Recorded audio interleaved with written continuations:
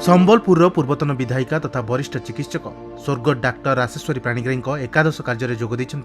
संबलपुर सांसद तथा केन्द्रमंत्री धर्मेन्द्र प्रधान आज एकादशाह कार्यक्रम में जोगदे श्रद्धांजलि अर्पण कर केन्द्रमंत्री पंचायतराज मंत्री रवि नारायण नायक यह कार्यक्रम में योगदान कर डाक्टर राशेश्वरी पाणिग्राही जड़े सेवामुखी व्यक्तित्व भाव संबलपुर घरे घरे सुपरिचित रही जड़े दक्ष डाक्तर भाव दीर्घ वर्ष धरी साधारण लोकों सेवा कर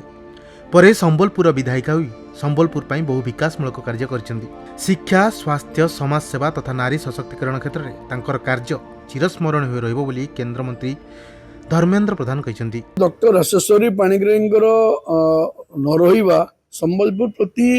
आम जिला प्रति गोटे बहुत बड़ क्षति गोटे जुगर अवसान कहले हेबनी केवल जे गोटे से डाक्तराणी नथिले समाजसेवी थे एवं समस्त सुख दुख सामिल होते विधायिका भाव में 2014-19 मुझे जिला सभापति थे से समय